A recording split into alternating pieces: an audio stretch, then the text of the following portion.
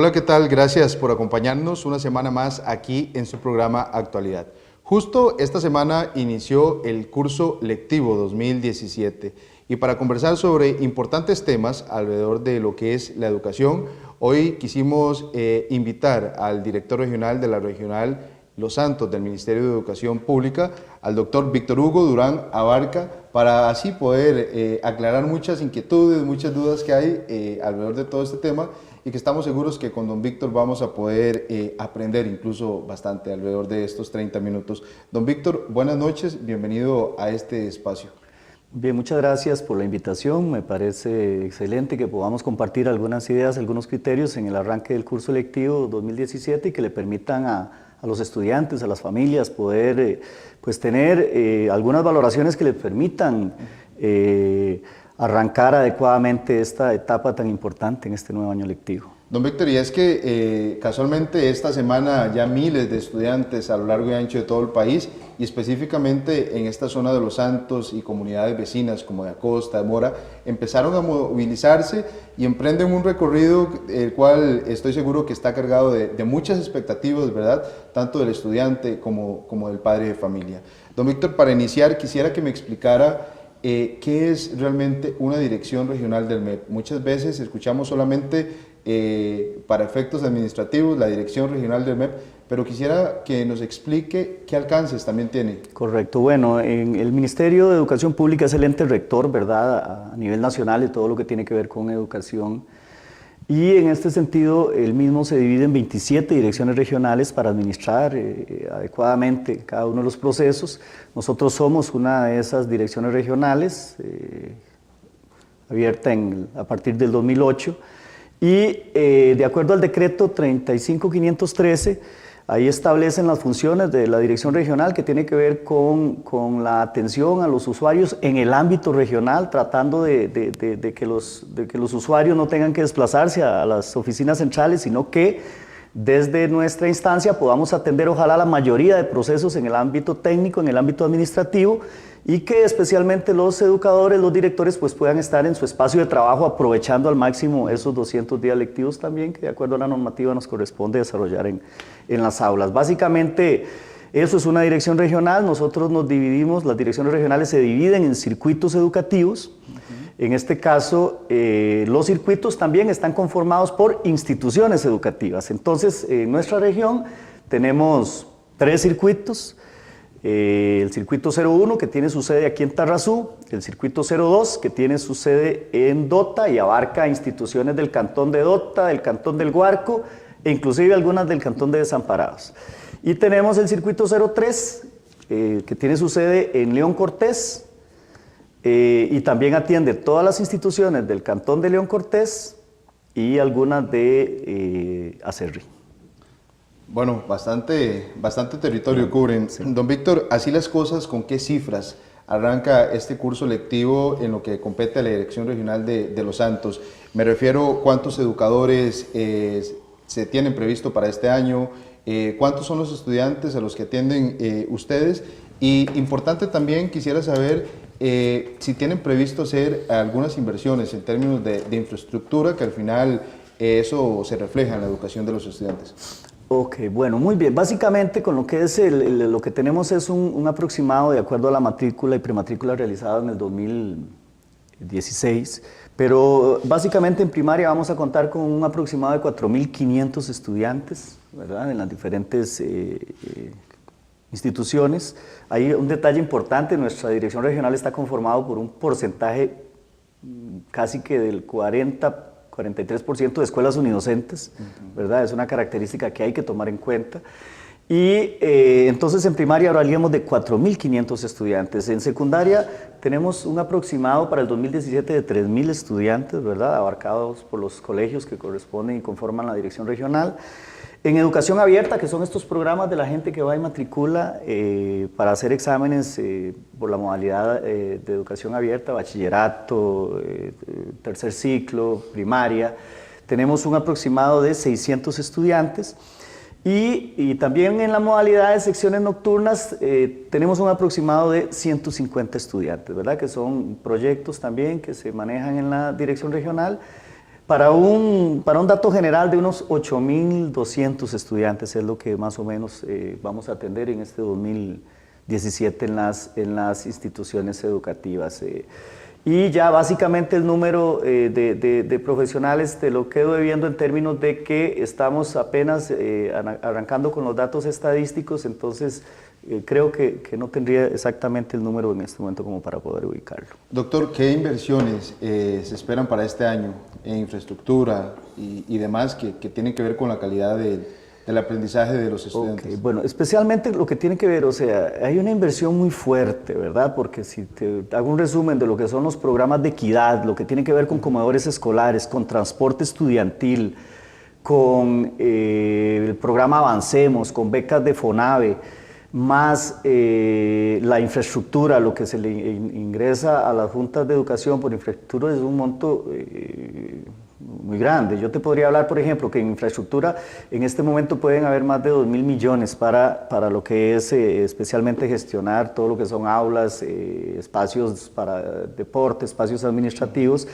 Y en becas, por ejemplo, de FONAVE y todo este otro proceso, pues sí es un número importante que creo que abarcamos un porcentaje superior al 50% de estudiantes para que reciben este tipo de beneficios, ¿verdad? Es un dato sumamente valioso y que nos permite pues atender a aquella población vulnerable, que también es una política que establecemos a nivel regional, que todas aquellas personas que tienen ese nivel de vulnerabilidad y que de acuerdo a los parámetros establecidos, especialmente por IMAS, cumplen con esos requisitos, pues que sean atendidos.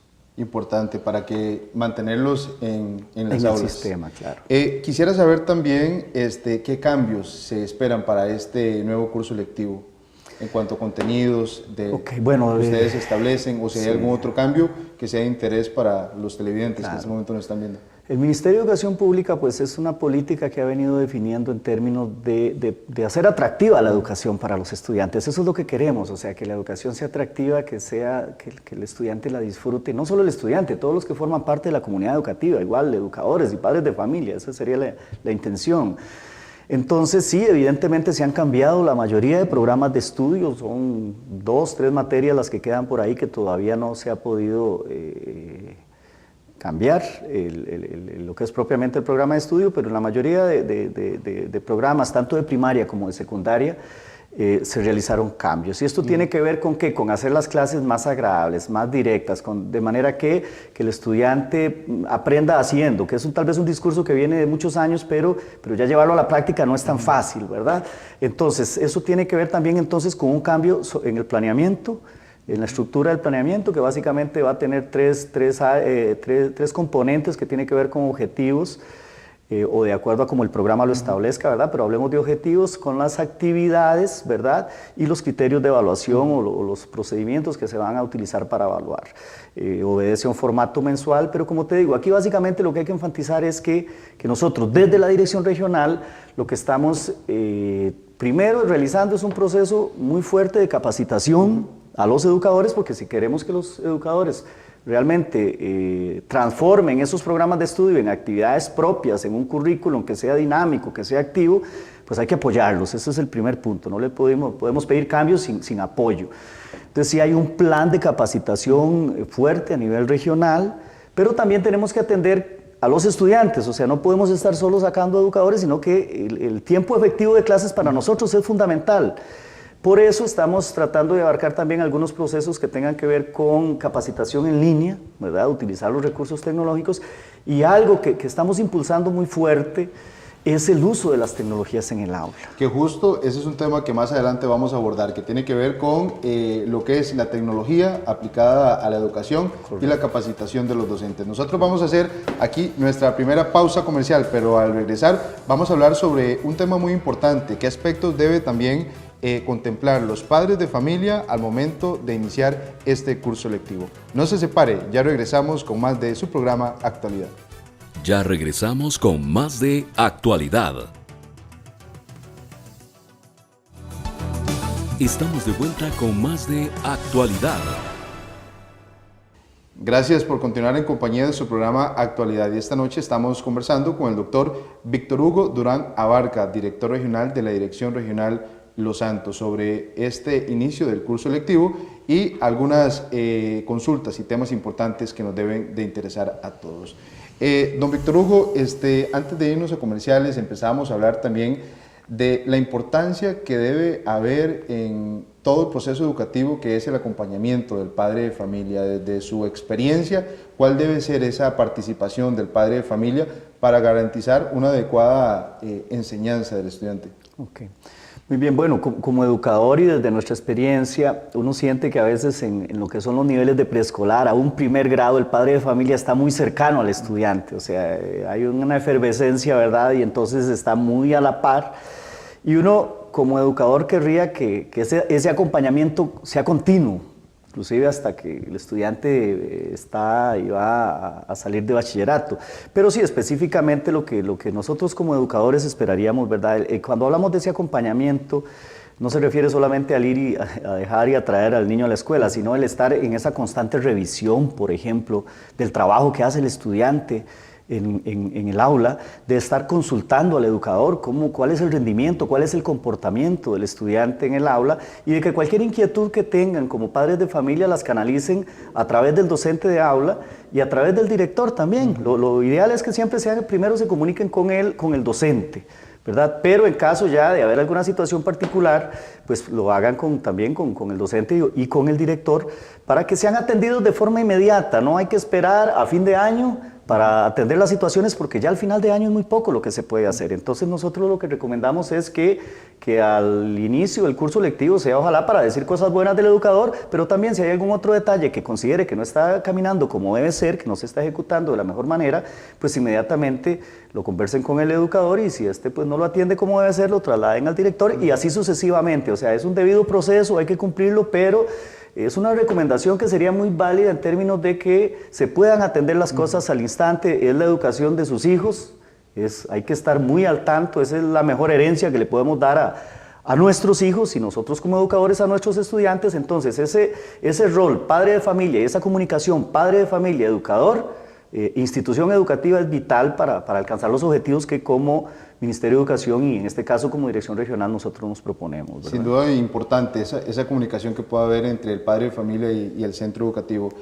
Don Víctor, otra de las inquietudes que teníamos es que al inicio del curso lectivo a los estudiantes se les solicita cierto material didáctico. ¿Qué pasa en esas situaciones donde hay familias en vulnerabilidad socioeconómica que se les impide comprar eso? ¿Qué alternativas se le pueden ofrecer?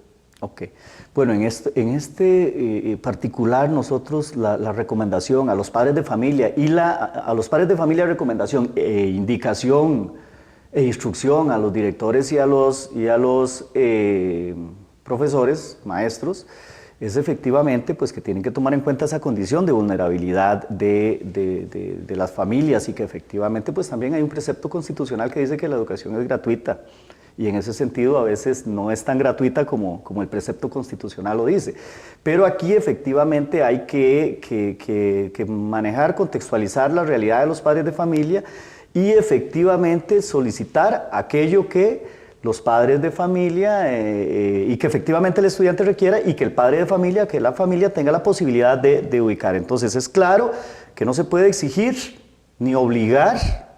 No hay ningún tipo de cuota que se pueda pedir para este tipo de procesos o para alimentación. Evidentemente, y todos los que somos padres de familia sabemos que hay que colaborar con la escuela, con el colegio, porque hay toda una realidad que atender y queremos que nuestros hijos estén en instituciones que brinden buenos servicios, ¿verdad?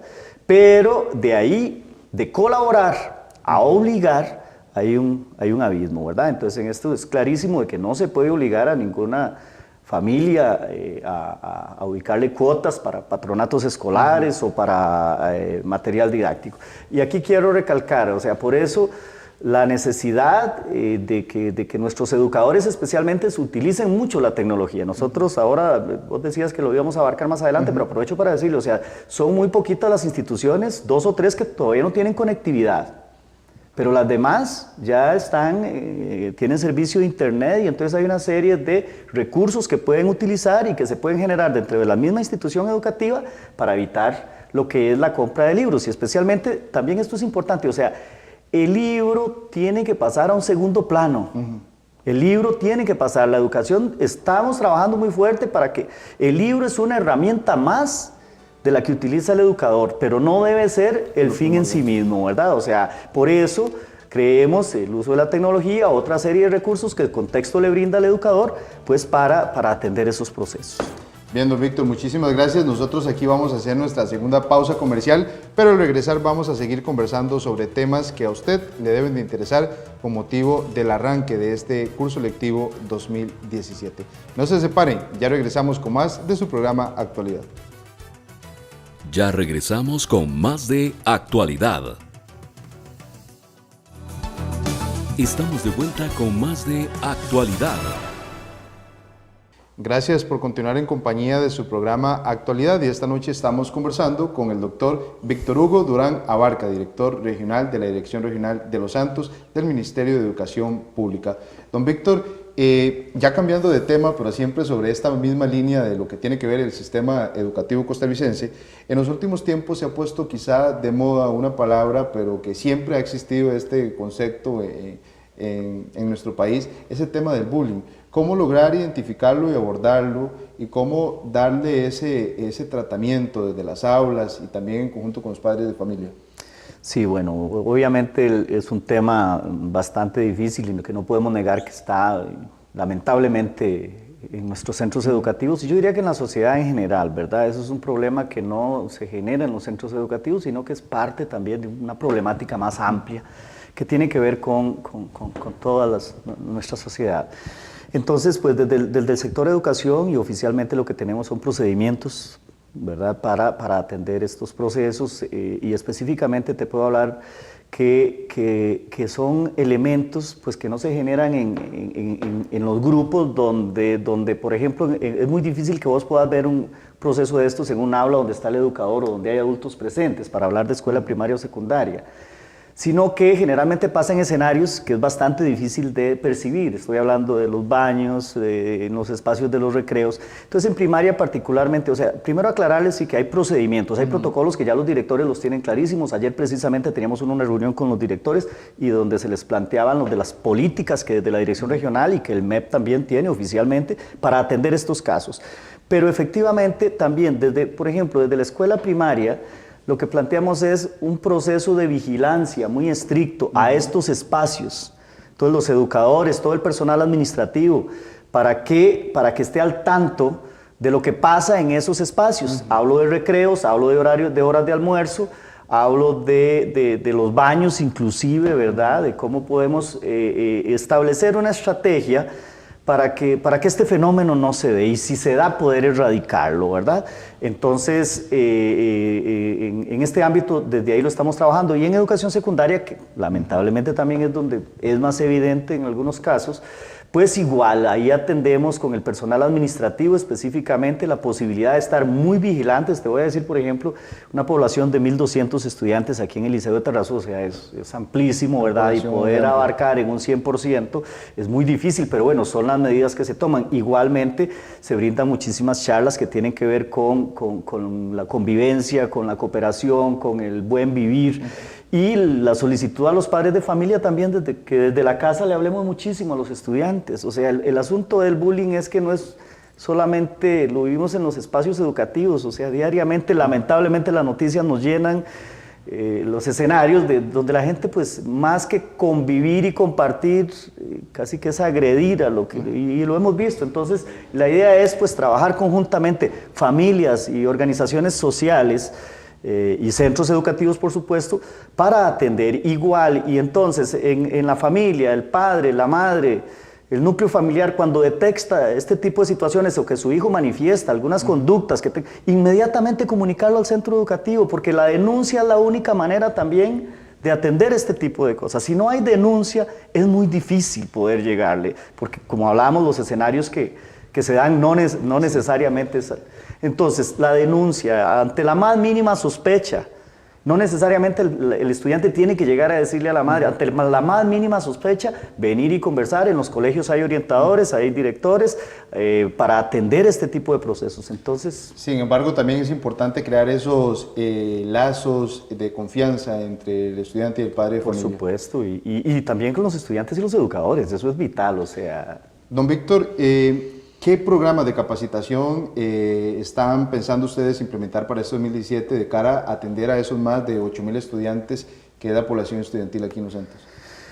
Bueno, en el caso de los estudiantes, más que capacitación son los diversos programas que se generan para atender el proceso educativo. Entonces yo podría hablarte que tenemos lo que es el plan Convivir, ¿verdad? Que estamos hablando de que es necesario el proceso de convivencia, ese desarrollo de habilidades y actitudes para compartir con los demás. Entonces tenemos los Juegos Deportivos, el Festival Estudiantil de las Artes, concursos de oratoria, concursos también de matemáticas y una serie de elementos que van más allá de las 4 paredes de los centros educativos y se extienden inclusive hasta ámbitos internacionales. Tenemos el caso de las Olimpiadas Especiales, que muchos de los estudiantes que salen de ese proceso pues nos representan, pero sí, lo que queremos con todos estos programas que hay, que ayer hablábamos porque son muchísimos y no es tan fácil atenderlos también y requieren también todo un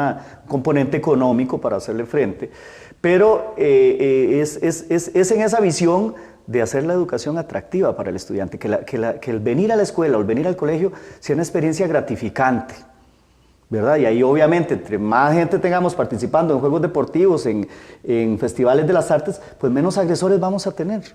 Es un poco ahí, yo diría que la mejor manera de atacar el bullying es generando espacios atractivos y agradables en los centros educativos. Ahora bien, si el espacio no es muy agradable y la clase no es muy atractiva, pues posiblemente los estudiantes en algún momento también, no estoy diciendo que solo ese sea el efecto, pero sí es importante y por eso igual aprovecho este programa para el mensaje a los educadores, o sea, tenemos que hacer que nuestras clases sean atractivas, que sean agradables, que sean gratificantes, para que el estudiante pues, pueda desarrollarse como persona. ¿Cuál es el reto de la educación actualmente en su criterio? Yo diría que el reto de la educación es crear personas, construir personas y desarrollar personas que aprendan a vivir, a convivir. Si bien es cierto, claro que es importante una carrera y un título, es fundamental, pero especialmente necesitamos seres humanos con la capacidad de socializar y de vivir y de ser felices. Ese sería el reto más grande de la educación, porque ya tenemos claro que no solo una carrera y un título hace la felicidad de un ser humano, sino ese aprender a vivir con lo necesario, con lo suficiente, no con esa visión de que quiero tener más y más y más, sino es que tanto que la persona aprenda a desarrollar un criterio de que tanto necesitamos para ser felices, y qué es lo que nos hace felices. Yo diría que si la educación pudiera lograr eso, estaríamos abarcando más. Sí. Don Víctor, ya para ir finalizando, ¿cuál es su mensaje para todos esos estudiantes que iniciaron esta semana, justo el curso lectivo? Bueno, yo diría que entender que es una experiencia lindísima en la vida, en la etapa desde preescolar hasta secundaria, entonces que aprovechen ese espacio, ese tiempo, que convivan, que compartan con sus compañeros, con sus profesores, para hacer de ese momento, porque van a ser 12, 11 años o más que van a compartir, entonces hacer una experiencia agradable y efectivamente entender que hay que organizarse, primero organizarse. Dicen que la educación o cualquier proceso de la vida pues puede ser un 15% de inspiración, pero un 85% de transpiración. Eso significa que hay que esforzarse. O sea, si quiero obtener buenas notas, si quiero obtener buenos resultados, si quiero ser un buen atleta, no basta solo con desearlo, hay que esforzarse, hay que disciplinarse para poder alcanzar ese tipo de cosas. Pues bien, don Víctor, muchísimas gracias por habernos acompañado esta noche en un programa que estamos seguros ha sido de gran provecho tanto para padres de familia como para estudiantes, y esperamos volverlo a tener para abordar otros temas, porque alrededor de la educación sabemos que hay mucho que conversar. A ustedes, amigos televidentes, muchísimas gracias por habernos acompañado esta semana. Les esperamos a la vuelta de una semana con más información. Que la pasen muy bien.